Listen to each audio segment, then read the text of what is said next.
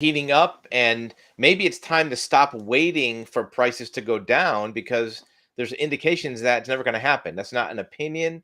That's not just wishful thinking. There's actual data that shows this. We'll also talk about how retirement savings is being eroded. And there's a very interesting development in the automobile title industry. This is a loophole that's been around for 20 years, 2 decades, where people were using a loophole for crime, apparently,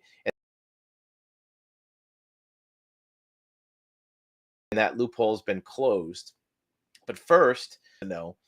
And the article starts out by saying Americans are getting used to bad home buying conditions. Well, that on its surface might just seem like a random opinion, but what it means is the fact that interest rates are higher and house prices are higher is now baked into expectations. Instead of people saying, well, I don't want to buy, price is too high, and they're waiting, people are saying, we're getting used to it. This is the new normal. In fact, the survey that was done, 4 out of 6 surveyed say that um, it's a good time to buy, increased 22%. Confidence in the housing market appears to have plateaued at a relatively low level, suggesting many consumers may be coming to terms with elevated mortgage rates and home prices. So people are saying this is the new reality. A lot of people are holding back because they thought, well, maybe things will get different. Maybe interest rates will go down, house prices will go down, but mortgage rates will remain elevated. Just this week, they went back over 7%, and the Federal Reserve has signaled that interest rates will remain high, and 2 more rate hikes this year. So it's going to go up, which means next year it might go up even more. The housing market inventory is so tight that only one of the largest markets had a price decline. For anybody who has been waiting for prices to go down, look, we all may wish for prices to go down, but wishful thinking doesn't make it true.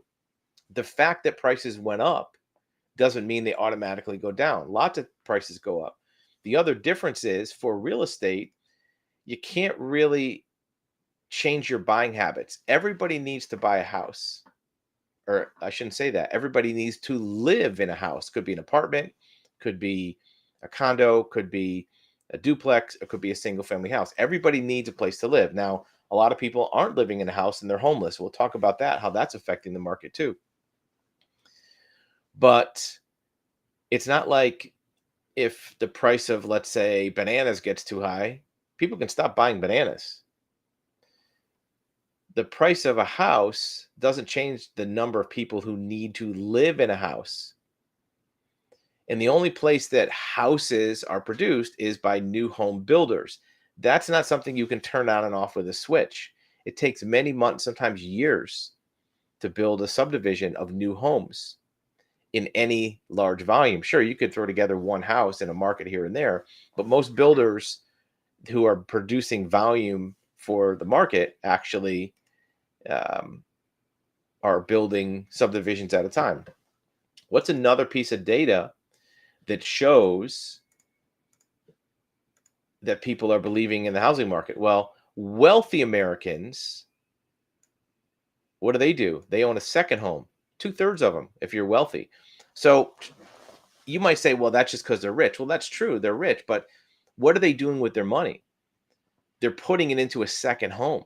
They probably have retirement savings too, but wealthy people probably have more of an understanding of the financial markets and what the future is going to hold.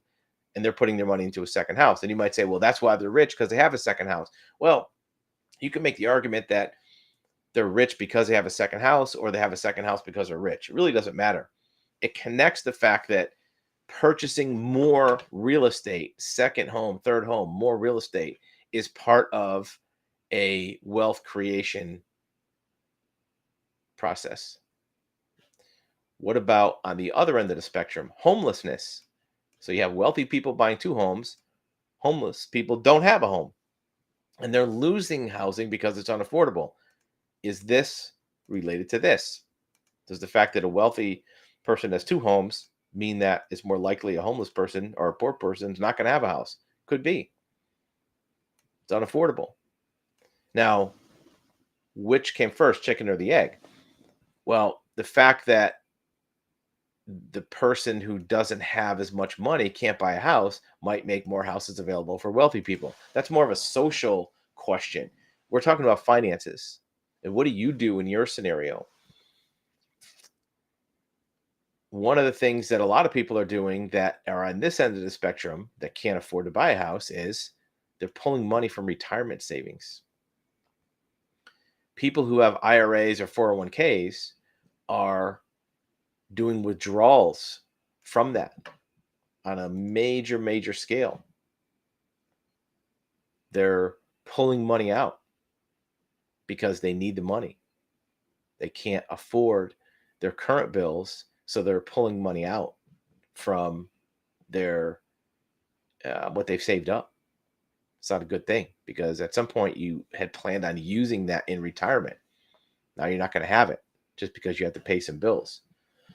So the big question is, for a normal everyday person who is trying to save money, trying to maybe buy a home, if the housing market is going up, what do you do if you can't buy the house that you want?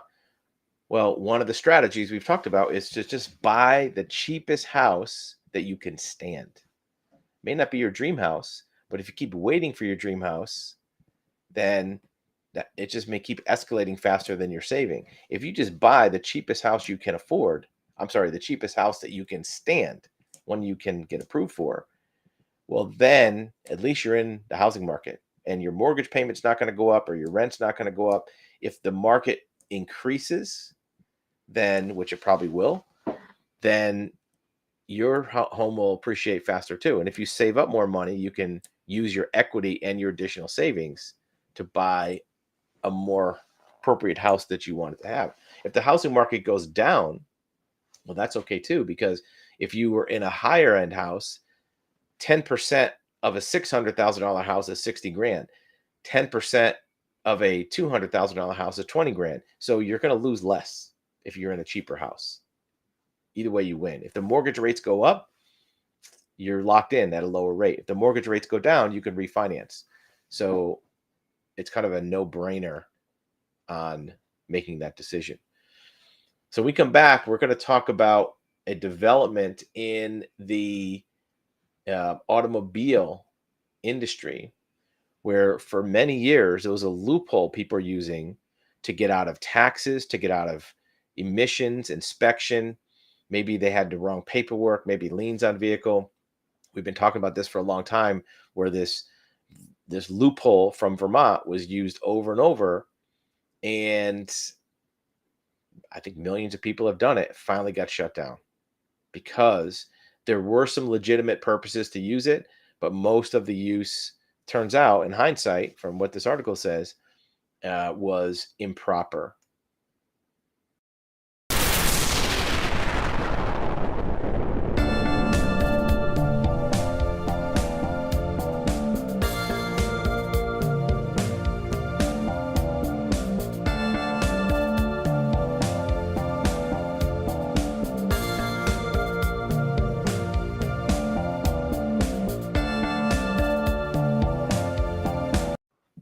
All right, so what are we talking about with this Vermont loophole? Well, what happened was, for many years, if you had a vehicle that you were missing paperwork on, you're missing your title. Like, here's a vehicle title, right? Here's what a vehicle title looks like, right?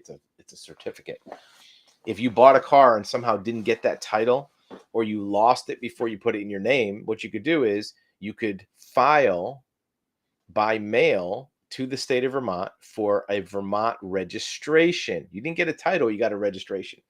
They would give you a license plate, ownership papers, and you didn't have to have an old title. You just had to have a bill of sale that somebody signed for you. Could be anybody off the street.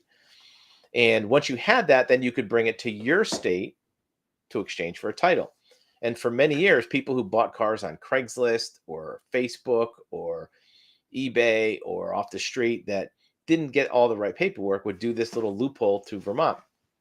And you could get your paperwork from Vermont, bring it to your state, switch it out for a title. No harm, no foul. But what happened is a lot of people were not doing it just to fix a minor paperwork problem. They were using it to try to get out of sales taxes or property taxes or maybe inspections or emissions. In some states like California, you can't register a vehicle until it goes through inspection. So they would slap this Vermont plate on there and drive around on it. For the most part, it seemed like it was used for beneficial purposes, but in hindsight, I guess a lot of people were doing this that were not um, legitimate. And for many years on our car titles um, division, we told people Vermont's not the best way to go. In your state, you could do a bonded title or a court order title. There's many other methods that could be used, and people were still wanting to do Vermont uh, for decades. And we've been trying to dissuade against that for a long time. Well, now you don't really have a choice, because what's happened is the state of Vermont will no longer register cars out of state because people couldn't stop doing crime, according to the article.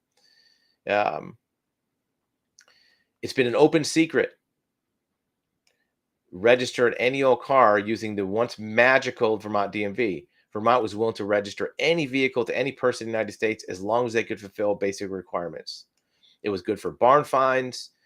Unfortunately, not everyone had honest intentions, and many people use Vermont to register stolen cars. That's probably not true, because they would check for stolen, or to run a quasi DMV of their own.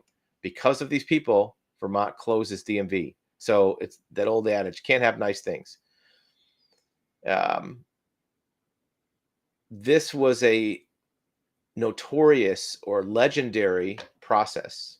It was written up in Car and Driver, Motor Trend, Jalopnik, even Hagerty Insurance, one of the largest classic car insurance companies, had an article on their website about using this process. It was totally legitimate. But too many people misused it, and now it's over. But there's many other ways you can still get a title, but that legendary Vermont method is no longer one of them. So next, what we're going to do is we're going to talk very briefly about cyber attacks on businesses. And one of the questions that people ask a lot is, what is the cost of protecting a business against cyber attacks? And this is the question: how much does cyber insurance cost? And it gets into, who needs cyber insurance? We've talked about that before. The big question is first party versus third party. Does it cover just you, or does it cover other businesses that might affect you or that you might affect? And the claims have to do with hacking, ransomware, other types of difficulties in getting your data from a computer. Here's where it gets into the nuts and bolts. The average cyber insurance for a $1 million policy is about $1,500 a year. And that's what we're seeing too on our side of the business. It's a little higher now. If you get $1 million coverage, it might be $1,600 to $1,700 a year, but this is with a $10,000 deductible. If you're a well-capitalized business and you can go up to maybe a $20,000 deductible, you could be back closer to $1,000, which is what we would recommend, because just having the insurance and having the coverage will give you a lot of protection, because that insurance company is going to put protection on your computers to help prevent a loss even before you get one. And God forbid you do have one, they'll step in and cover it. We recommend going with the higher deductible if you're well capitalized, just because it'll put you in a better place of your premium will be lower. Plus, it'll disincentivize you from making a claim, because if you make a claim for a small amount, you're either going to be non-renewed more than likely, or your rates might go up down the road. So if you do have questions about any of these subjects, let us know. Also, remember that we do have the ability to do a live consultation with experts in many professions, even just to talk about finance. You'll see that coming up next, and we'll see you in the next video. Are you tired of automated systems and chatbots when you need assistance? Experience actualhuman.com and connect with real professionals, not automation. At actualhuman.com, we bring you a network of professionals who are excited to answer your questions and provide guidance. Getting started is easy. Let us show you how. Here's how it works. Step 1. Select the best date and time for your video call. Step 2. Describe your situation and the areas you're looking for advice. Step 3. Connect one-on-one with an expert and get the undivided attention that you deserve. Experience the difference. Visit actualhuman.com today and schedule your professional consultation.